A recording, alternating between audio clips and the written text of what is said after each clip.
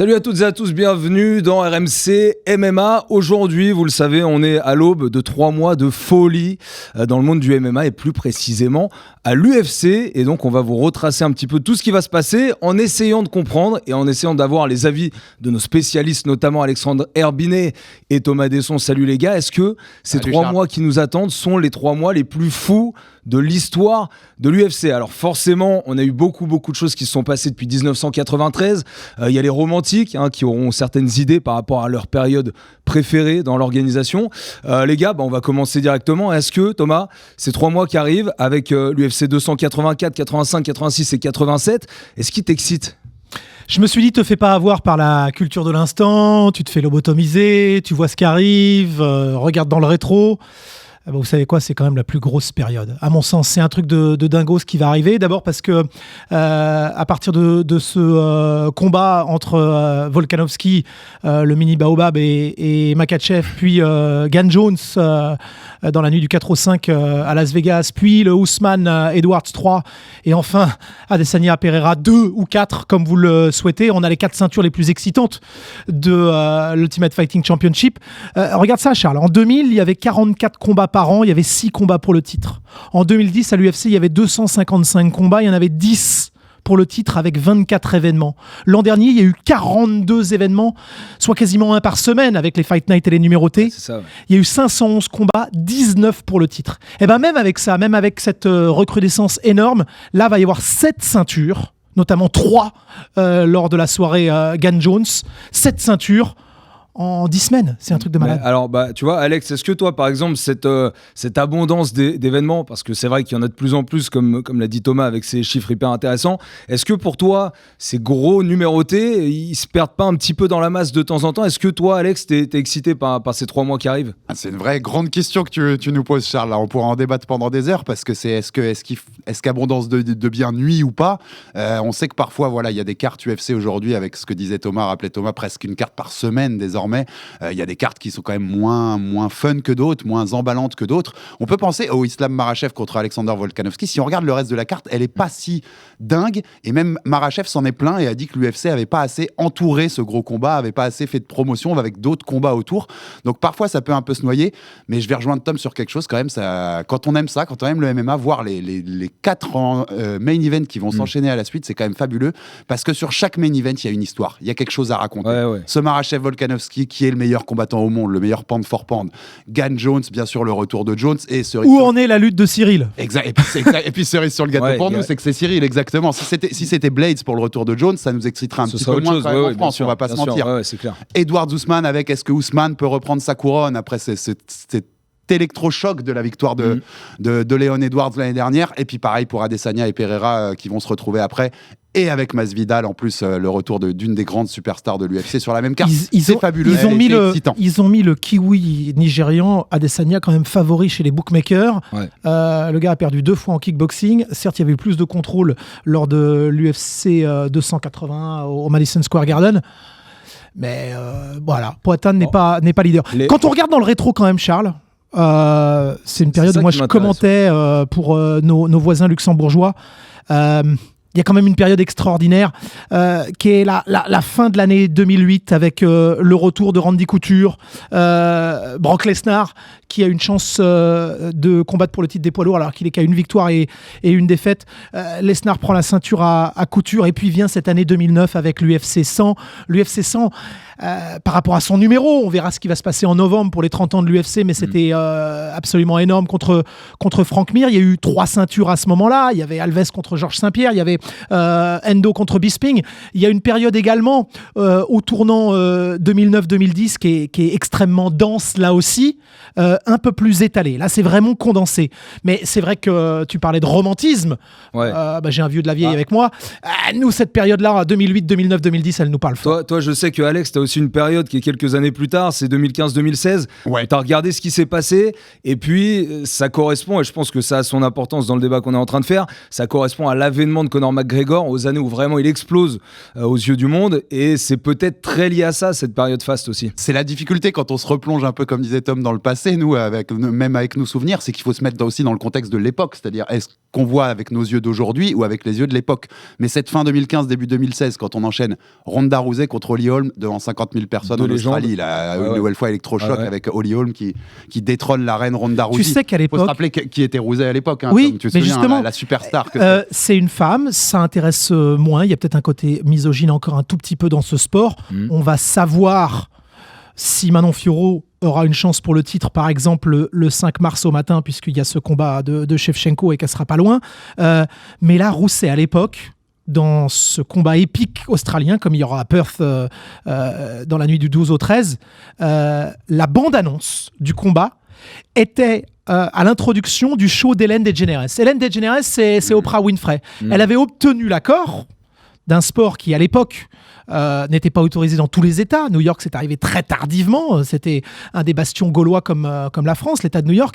Eh ben, l'intro de l'émission la plus regardée par les femmes et les ménagères, appelons un chat, eh ben c'était la bande-annonce du combat. Là, les gars, on avait Ronda Rousey qui a popularisé, notamment, c'était la première femme à avoir cette importance dans l'organisation. Et puis on a eu donc Conor McGregor. Est-ce que un jour, Alex, dans l'histoire de l'organisation, on aura 2 stars comme ça? Parce que franchement, ce qu'a fait Conor McGregor, c'est peut-être irréalisable et plus personne ne le fera jamais. Non, et c'est ce que je voulais te dire quand je parlais de cette période-là, c'est qu'on enchaîne ce novembre 2015, Rousey, qui est, comme Thomas le rappelait à l'époque, une rockstar absolue, une superstar qui dépasse largement les frontières du MMA. Le mois suivant, c'est Conor McGregor contre José Aldo, après des mois d'attente, un combat qui avait été reporté, qui devait se faire l'été précédent. Puis on a un pay-per-view entre les deux avec Lawler Condit, et tout de suite le pay-per-view suivant, c'est Conor McGregor contre Ned Diaz. Le début de cette grande rivalité et la victoire de Ned Diaz qui choque le monde. Donc pour le contexte de l'époque et les superstars que sont Rousey et McGregor, il est difficile de faire en fait un enchaînement de plus grosse superstar en pay-per-view que ce 193-194 avec Rousey puis McGregor contre Aldo. Là où je te rejoins, c'est que dans le top 10 des plus grands événements, il y a l'UFC 100, il y a l'UFC 193, donc à Melbourne. Il y a évidemment même Mendes contre McGregor quand on attendait Aldo, Alvarez contre McGregor. Les deux Diaz, la hype, le buzz autour de ces combats-là était énorme. Alors, en qualité de one-man show, comme a fait McGregor ou comme ont fait Ronda Rousey, en termes d'entité, c'était peut-être plus fort en 2010, peut-être plus fort en 2015-2016, mais là, en termes de densité de combat, de ce qu'on va voir et de ce qui peut changer, c'est-à-dire qu'on peut en voir encore 4 nouveaux champions en 10 semaines, on n'a jamais vu ça. Alors c'est ça, moi je me suis mis quelques chiffres de côté, on va en parler tout de suite, parce que quand tu regardes par exemple le nombre de pay-per-view vendus aux États-Unis, donc le pay-per-view c'est comme ils font aux États-Unis, payé à l'unité pour voir un événement en entier. Si tu prends les combats précédents de nos stars là, qui arrivent sur les 284, 85, 86, 87. Oliveira Makhachev, ils en vendent 400 000. Ousmane Edwards 2, ils en vendent 360 000 des pay-per-view. Adesanya Pereira, on parle de 600 000. Et John Jones, par exemple, le concernant, il n'est même pas dans le top 10 des ventes de pay-per-view. Tu veux nous dire que c'est 8 fois moins que quand McGregor sort? Alors, est-ce que, regarde, je te prends Khabib McGregor, par exemple, 2018, on est à 2 400 000 pay-per-view vendus. Et après, pour faire le top 5, on descend jusqu'à 1 350 000. Avec les 600 000 d'Adesanya Pereira, on est quand même très très loin. Alors est-ce que ce côté populaire, il est encore présent pour ces combats-là? Et est-ce qu'on arrivera quand même dans le cœur des gens et dans l'esprit des gens à reproduire ce qu'on a pu faire avec ces combattants dont on a parlé? Moi, je me pose une question. Pardonne-moi, Herbie, si t'es chaud là-dessus. Il y a 10 piges, quand on était presque à cette période-là, c'était 2 événements par mois. Un numéroté, un Fight Night. Présent pour ESPN. Aujourd'hui, tu as un combat par semaine. Si tu ne veux pas payer le pay-per-view, mettons-nous à la place d'un ricain qui doit débourser $80. Il se dit, je vais voir de la Ligue 2, entre guillemets, de la Ligue 2, de la Ligue des Champions. Je vais voir du très beau gratuit. Peut-être que je vais moins débourser. L'UFC n'a jamais été aussi fort, aussi grand, aussi connu. Quand c'est vendu à AMG Endeavor, ça vaut 4 milliards. Aujourd'hui, ça en vaut 9.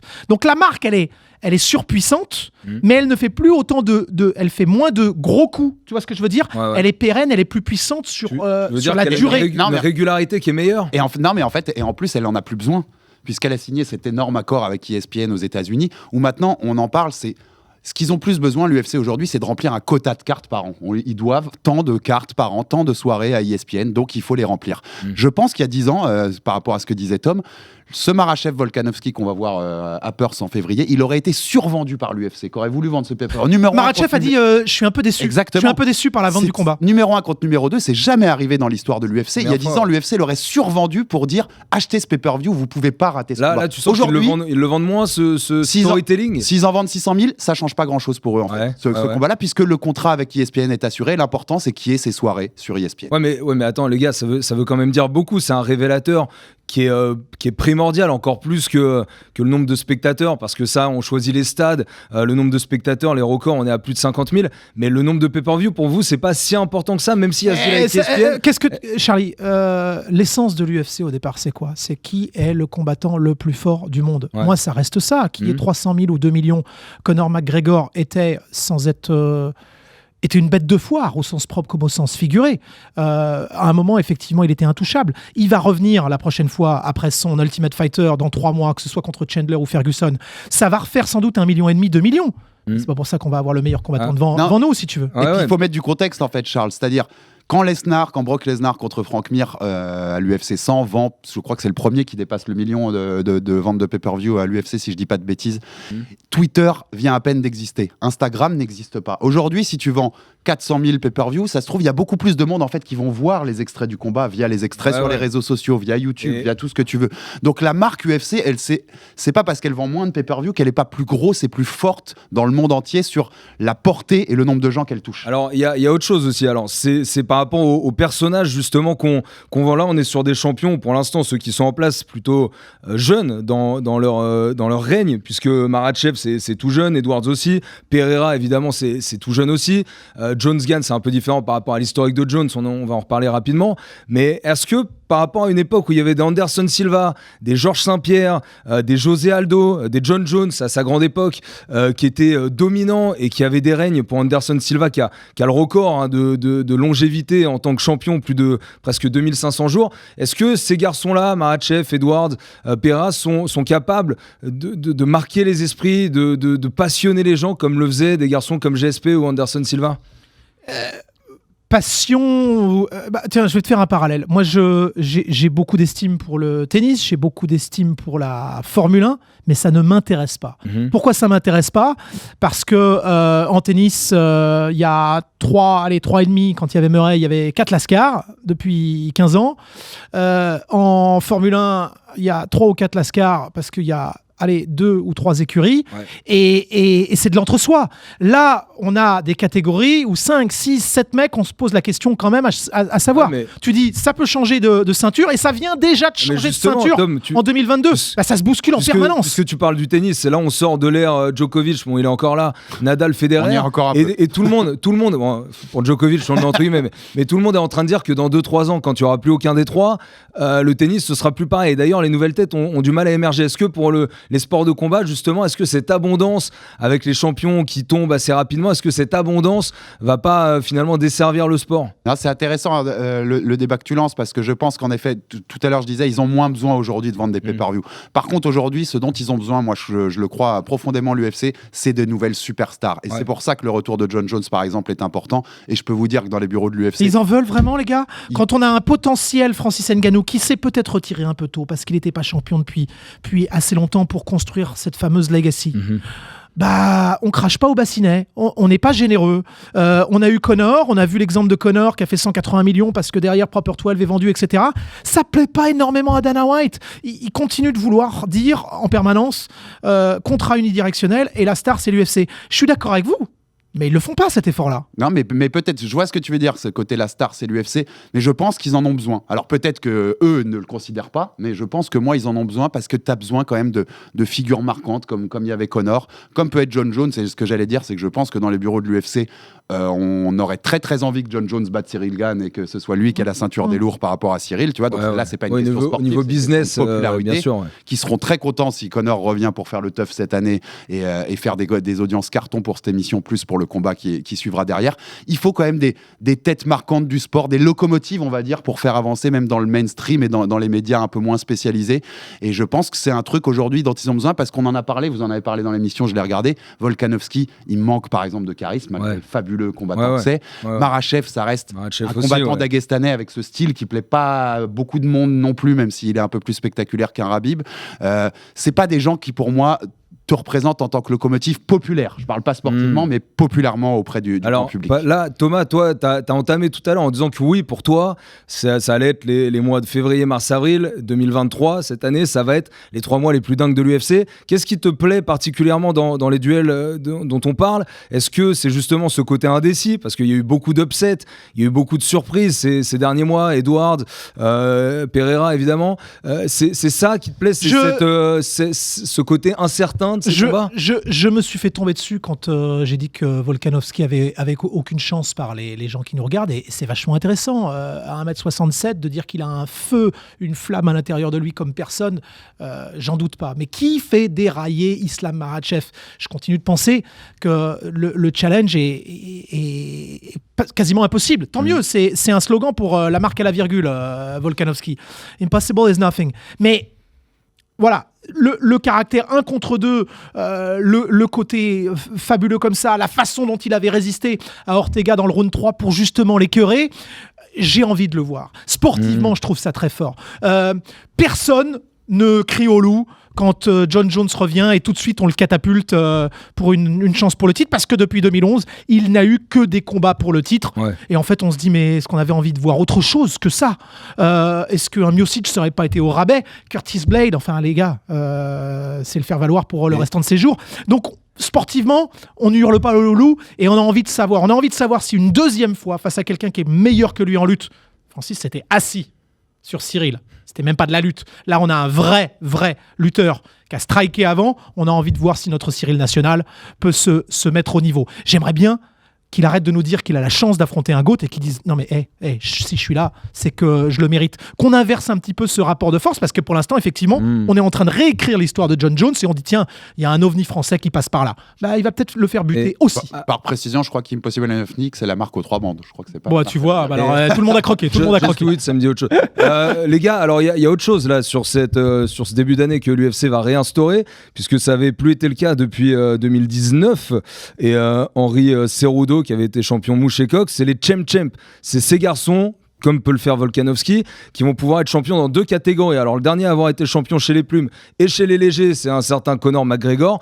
Ça avait été le premier justement à avoir 2 ceintures en même temps dans l'organisation. Est-ce que c'est une bonne chose pour vous que l'UFC renoue avec cette tradition des Champ qui est donc apparue en 2016 et il n'y en a plus depuis 2019? Je rappelle juste rapidement qu'il y a eu McGregor, Cormier, Nunes et Cerudo qui ont réussi cet exploit. Alex, pour toi, c'est bien qu'ils le refassent? Personnellement, c'est pas un truc qui me fait triper plus que ça, dans le sens où en fait pour moi, Champ, ça a de la valeur si le champion défend ses ceintures. Et la seule qui l'a fait, c'est Amanda Nunes. C'est la seule qui a été capable de défendre 2 ceintures qu'elle avait remportées. Donc c'est la seule crédible vraiment voilà. dans ce... Enfin, sinon, c'est pour le symbole plus. Un Conor qui va la chercher, c'est pour le symbole. La Volkanovski, s'il la prend mais qui reste pas chez les légers, ce sera pour le symbole, même si l'exploit sera incroyable et XXL. Après, c'est plus des opportunités, en fait, je pense, pour l'UFC. Là, c'est un aveu d'impuissance. On n'avait rien d'autre à lui donner. Il n'y a plus rien chez les poids plumes pour Conor. Il défend pas, il va chercher Alvarez. Voilà. C'est plus simple. Volkanovski, tu viens de le dire, il cherche un adversaire, il le trouve pas. Ouais, il y aurait des challengers. Cormier monte, on le met Champ, c'est encore une autre histoire. Et Cerudo est très au-dessus. Voilà. Du coup, Makhachev, il lui file du coup pour sa première défense un gars qui est même pas de sa caté. C'est gênant pour vous ça qu'il fasse ça moi personnellement je trouve ça un peu gênant. Enfin, j'aurais préféré qu'il défende au moins une fois dans sa catégorie contre un mec qui s'est construit dans le classement et qui est valable. Le storytelling était écrit, ils avaient mis Volkanovski remplaçant du combat Makhachev-Oliveira, il était en bord de cage, il monte dans la cage. Le contrat était signé avant même Makhachev-Oliveira, les gars, donc de toute façon on pouvait rien faire contre ça, c'était écrit, il voulait le faire, il voulait un gros fight à Perth en Australie pour remplir la salle et puis qu'il y ait de la lumière sur cet événement. Ils l'ont avec. Et à chaque fois, on a eu d'énormes combats d'Highlander, que ce soit à Melbourne ou à Perth. Il s'est passé des grosses choses. À Perth, il y avait eu notamment aussi un Adesanya Whittaker qui était l'ascension totale de Israël Adesanya. Il va se passer un truc. On a la tête à l'envers en Australie. Et moi, pour répondre à ce que tu demandais tout à l'heure, moi, ce qui m'excite le plus sur ces 4 à venir, au-delà de Cyril, bien sûr, contre Jones, parce que je pense que le niveau d'excitation pour nous tous ici, il est très haut.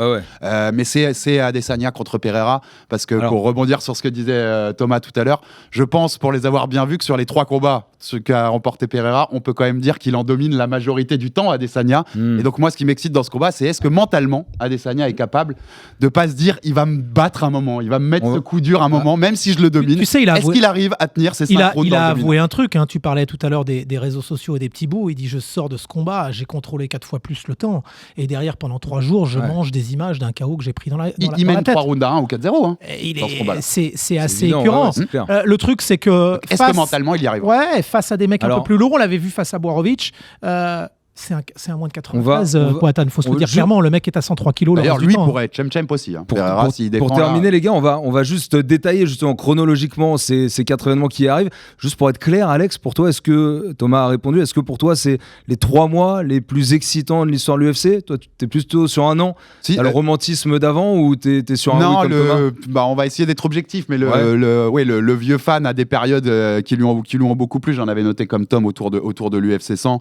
J'avais même des périodes un peu plus tard, je vous ai noté en 2011-2012 des enseignements Jones Machida, Lesnar Overeem, Marco Mendes, qui pour les fans de l'époque et les fans de tous ces combattants-là sont géniaux. En 2017, on a eu des belles périodes, Cormier Jones 2, Nunes Shevchenko 2, le retour de JSP, c'est vrai que là, on se pose la question en amont, mais en fonction de ce qui se passe dans ces événements, avec le recul, on pourra aussi dire, oui, là, cet enchaînement de 4 numérotés, ça a été exceptionnel et on n'a jamais connu ça, donc ce sera l'occasion d'y revenir. Mais... J'allais finir là-dessus en disant, sur le papier et de ce que j'ai devant moi, ça me semble les 3 mois les plus excitants et l'enchaînement de 4 pay-per-view, de 4 main events de pay-per-view les plus excitants qu'on ait jamais eu. Si on se tape 5 combats un peu qui sont pas super sympas, qui vont à la décision, ce qui pourrait arriver pour un Jones Gunn par exemple, hein, quand on reviendra sur la technique sur ce combat-là, ça pourrait être chiant, notamment pour une victoire de Cyril si il construit son combat juste pour aller à la décision. Donc c'est comme d'habitude, ça se trouve on se revoit dans 3 mois et on se dit c'était un peu déceptif par rapport à ce qu'on attendait. Alors on va détailler par rapport à ce qui arrive. Donc en février, UFC 284, Makhachev, Volkanovski qui vont s'affronter pour la ceinture des poids légers. Il y aura aussi Rodriguez contre Emmett, ce sera une ceinture intérimaire, je crois, pour les poids plumes. Est-ce que ce combat-là, dans l'ensemble, cette carte-là, vous excite, sachant que dans la carte, il n'y a pas d'autres combats absolument dingues qui sont annoncés? Terme sportif, on a 2 ceintures. 3 semaines plus tard, on a 3 ceintures, on a 5 ceintures. De toute façon, ce sera une balise, ce sera un fait marquant pour la suite des événements. Moi, je crois que cette année 2023, évidemment, l'UFC veut marquer. Il y aura le logo 30 ans toute l'année. Je ne sais pas si ce sera une carte principale avec que des ceintures en novembre, mais c'est un peu l'objectif quand même, tu vois. C'est un peu l'objectif du matchmaking en ce moment, de faire des folies. Si on regarde évidemment à l'intérieur des combats, si on va dans le spécifique, il y aura sans doute des déceptions, mais quoi qu'il arrive, il y aura des tournants. Ouais. Mais en tout cas, oui, on peut déjà prendre rendez-vous. Cette carte du mois de novembre qui sera pile les 30 ans de l'UFC, qui sera sans doute comme tous les mois de novembre au Madison Square Garden, vous pouvez déjà réserver la soirée parce qu'à mon avis, ils vont la blinder au maximum, cette carte. Ou la soirée devant la télé, puisque ce sera sur RMC Sport. Exact. Ça, on en est sûr. Et donc pour finir aussi sur ce Makhachev-Volkanovski, non, la carte n'est pas folle, je le disais tout à l'heure. Et je trouve qu'elle n'est pas bien entourée pour un combat de cette magnitude, de cette importance. Par contre, moi qui adore Volkanovski, c'est une carte sympa parce que c'est le Volkanovski Day. Non seulement il va essayer de chercher l'autre ceinture, et puis le combat pour la ceinture intérimaire, c'est en fait son prochain challenger chez les plumes. On va désigner son prochain challenger. Nous, vu de la France, on a évidemment cette UFC 285 dans la nuit du 4 au 5 mars. Ce sera encore une fois sur RMC Sport. John Jones, le retour contre le Français Cyril Gane pour la ceinture chez les poids lourds, laissée vacante par Francis Ngannou qui a quitté l'organisation. Il y a d'autres trucs intéressants sur cette carte parce qu'on a Bonical, le lutteur exceptionnel, le champion universitaire américain qui sera sur la carte. Et puis il y a quand même Rakhmonov aussi, 16 combats, 8 KO, 8 soumissions. Là, en plus de ce combat chez les lourds qui excite le monde entier, il y a quand même des petits bonbons qui sont disséminés dans la carte et qui vont être vraiment, vraiment intéressants à suivre. T'oublies Shevchenko Grasso, là. Aussi, bien sûr. défense de titre de Valentina après près d'un an sans combattre et qui va nous intéresser à plus d'un titre puisqu'on sait que Manon Fiorot est numéro 1 de cette catégorie des challengers, pour l'instant blessée, en convalescence après une opération au genou, mais elle va vite être de retour, donc on a hâte de la voir contre la future championne. Elle veut Shevchenko absolument pour essayer de détrôner la reine, donc si on espère que Shevchenko battra, et on sait qu'a priori en tout cas Manon sera à Las Vegas dans ces jours-là, donc elle sera au bord de cage pour pouvoir jauger un peu Shevchenko de visu et faire ce fameux plan, juste avant et après combat. Donc c'est important pour elle de voir ça, donc c'est un combat qui nous attire aussi l'œil par rapport Allez Manon, monte dans la cage, affronte Boulette. Et un mot, parce qu'on les connaît peut-être moins, mais Bonical et Rakhmonov, ça va être dingue, franchement, non ? C'est génial de lancer la carte comme ça. Quand tu parles de ces petites aspérités-là, moi je te lance derrière sur le 18 mars. Évidemment que je veux voir si Ousmane se remet de ce high kick, de ce head kick d'ailleurs de Leon Edwards. Mais le combat qui m'intéresse le plus dans les 6 semaines à venir, c'est Gaethje face à Fiziev. Tu vois, par exemple, quand on regarde ça, c'est entre pour les lignes, évidemment. 86 à Londres, du coup, c'est au mois de mars aussi. Il y a des trucs de dingue. Ouais, en fait, c'est ça. C'est qu'au-delà des main events, il le citait, ce combat-là qui est hyper attirant. Il y a un fond tiannaise aussi qui est pour les geeks un peu du combat et les amateurs de bonne guerre. T'as aussi Gunnar Nelson sur la carte pour les anciens qui suivent depuis un moment. T'as Marvin Vettori qui est annoncé sur la carte aussi. Et sur cette carte du 285, Bonical, c'est un nom qui, si vous suivez un peu de loin les choses du MMA, vous parle pas forcément. On aura l'occasion de bien le teaser sur RMC Sport. Grand lutteur universitaire américain. Pour le battre au sol, il faut s'appeler Gordon Ryan, à savoir la crème de la crème du grappling mondial. C'est le genre de mec qui est capable de le battre au sol. Qu'est-ce que c'est que cette histoire ? Gordon Ryan vient de se faire endormir pour la premire fois. Un entraînement. Mais il avait donné son coup. Donc voilà, mais c'est ce genre de niveau, c'est très très haut niveau au sol. Sur l'UFC 286, on va être donc sur une trilogie entre Edwards et Ousmane. D'ailleurs, petit débat dans le débat. Est-ce que parmi les trilogies, les grandes trilogies de l'histoire de l'UFC, celle-là vous excite ? Je peux vous citer celles qu'il y a eu avant, les plus marquantes. Couture-Belfort, par exemple, GSP contre Hughes, Lidl Couture ou encore Miocic contre Cormier. Est-ce que ce Edwards-Ousmane, ça vous fait rêver pour une trilogie, Alex ? Alors, pas au point de... Alors, pareil, c'est peut-être l'ancien commentateur qui parle, mais me mettre ça face à Lidl Couture, pour moi, c'est non. Non, ce n'est pas au même étage. Ouais. Ça ne peut pas être au même étage, mais parce que je trouve qu'il manque un truc dans le côté star, en fait, par rapport à cette trilogie-là. Leon Edwards, il a sa popularité et son étoile a grandement brillé en détrônant Kamaru Usman, mais sinon, c'est pas une star, Leon Edwards. Il existe par les autres. Il existe par Usman, il existe par sa rivalité avec Masvidal, qu'il avait cogné dans les coulisses d'un événement à Liverpool, je crois. Mais c'est pas une superstar en soi. C'est pour ça que ça m'excite moins que certaines, que même un Miocic Cormier pour le coup. Tom, un petit GSP Hughes, c'était ça. Non, mais oui, bien sûr. Non, mais Georges Saint-Pierre face à Matthews, quand Matt Serra est venu aussi créer l'upset. La période, tu l'as dit, la période d'hégémonie de Roche Saint-Pierre en moins de 77, celle de Anderson Silva en moins de 84. À cette période-là, elle est magique. Le mec des Midlands, Leon Edwards, qui vient taper Ousmane avec un des plus gros upsets, là pour le coup, sans doute des 10-12 dernières années, avec ce qu'a fait aussi, je cherche Venezuelian Vixen contre Juliana Pena. Voilà, Juliana Pena contre Amanda Nunes. On a eu quand même des upsets de déglingo l'an dernier, et on a envie de voir si ça se confirme. Je pense, comme Nunes face à Pena, que Ousmane va remettre les pendules à l'heure tout de suite. Oui, en fait, tout de suite, je le pense aussi. Les gars, les upsets, c'est marrant parce que ça nous crée pas forcément des stars. En fait, les stars, elles se créent dans ce qui se passe avant, j'ai l'impression, parce que tu prends Peña, pour moi, c'est pas une star. Edwards, ça l'est pas non plus. Pereira, malheureusement, ça l'est pas non plus. Ces upsets-là, vous avez pas ce sentiment que ça crée pas des stars? Et Edwards, il doit souffrir de ça. Pereira aussi. C'est marrant ce que tu parles parce en plus, on le voit avec même des histoires du passé. C'est-à-dire que je me souviens très bien que quand Holly Holm, on en parlait tout à l'heure, détrône Ronda Rousey en novembre 2015, elle est invitée dans des talk shows, Tom me confirmera, américains très vite. Elle fait la tournée des popotes médiatiques aux US les jours d'après. Et beaucoup pensent, elle fait la couverture de quelques magazines, qu'elle va devenir une énorme star. Et en fait, ça s'éteint assez vite. Déjà parce qu'elle perd sa ceinture assez vite. Et voilà. Et en fait, ce qu'on attendait de Holly Holm, méga star, c'est jamais arrivé.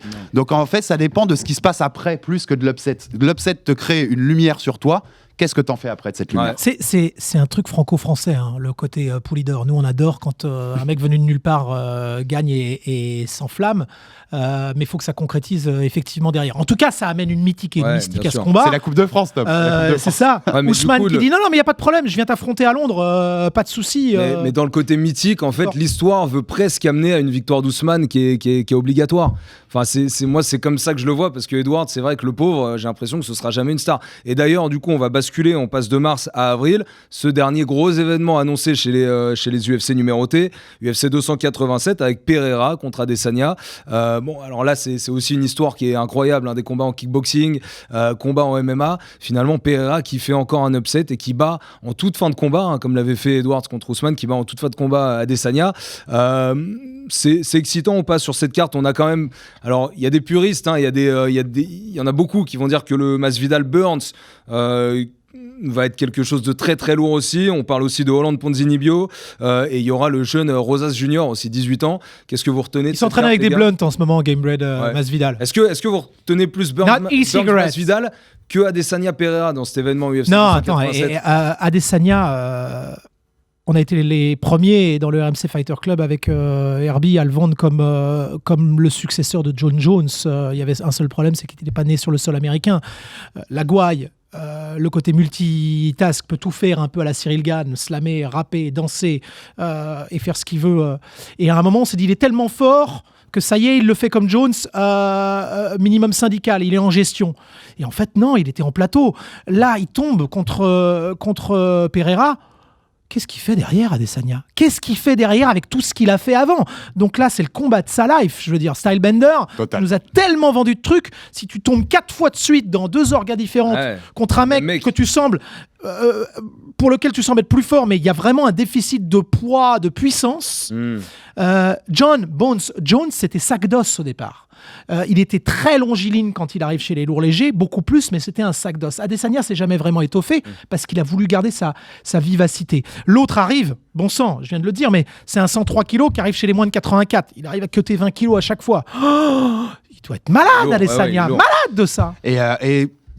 Moi, je te réponds, je t'ai déjà dit tout à l'heure que c'est le combat, c'est quasi celui qui m'excite le plus avec le Jones-Gunn sur la période à venir, parce qu'il y a une vraie histoire et qu'il y a un vrai combat mental pour Adesanya d'essayer d'aller chercher cette victoire. Et par contre, tu vois, on parlait au niveau d'Edward, est-ce que quelqu'un qui fait l'upset peut devenir une star? Pereira, il n'a pas la gouaille, il n'a pas le côté au micro. Il a le charisme. Par contre, même sportivement, il a moyen d'écrire une légende assez incroyable, parce que s'il était encore Adesanya, qui, je le répète, dominait la plupart des combats, notamment le dernier en MMA, et que voilà, il devient le mec qu'aura éteint Easy à jamais. Après... Et que derrière, il monte, parce qu'on en a parlé tout à l'heure, il monte chez les moins de 93, il va chercher la ceinture, par exemple, et on va dire un délire, mais qu'il arrête sa carrière derrière avec moins de combats de vont l'envoyer à faire à la manière du fait qu'il y a un match entre le Brésil et la Russie en ce moment pour essayer de rester une place forte et un bastion. Toute la famille, le papa de Khabib, Abdulmanap, toute la famille, le centre d'entraînement, c'est quand même tourné autour d'Islam Makhachev. Là, Glover Teixeira, quand il prend sa retraite, il dit « Je m'occupe des affaires de Poatan, on s'occupe de Pereira ». C'est le Brésilien qu'on peut installer sur la durée très longtemps et très fort façon Anderson Silva. Dans un pays amoureux de MMA et qui n'hésitera pas à en faire une star. Je vous dis, on imagine... Il était encore Pereira, il va chercher Adesanya, il va chercher la ceinture au-dessus et il arrête sa carrière avec moins de 10 combats de MMA et 2 ceintures de l'UFC. C'est une légende absolue. Bon, moi, ce débat, il m'intéresse beaucoup et donc je vous propose, les gars, qu'on se revoie. Bon, il y aura d'autres RMC MMA d'ici là, mais d'ici 2 mois et demi, 3 mois, on fait un petit bilan de tout ce qui s'est passé. Est-ce qu'il y a des nouvelles légendes? Est-ce qu'il y a eu des upsets? Est-ce que ces événements ont marqué l'histoire de l'UFC comme le pense Alex, comme le pense Thomas? Parce que vous l'avez entendu, nous sommes peut-être à l'aube des 3 mois les plus dingues de l'histoire de l'UFC. Ça commence dans la nuit du 11 au 12 février avec 12 au 13, mon petit chat. Du 12 au 13, pardon, avec ce Makhachev Volkanovski qui va être absolument dingue. Thomas, Alex, merci. Merci, et à bientôt Charles. dans RMC MMA. À très vite tout le monde.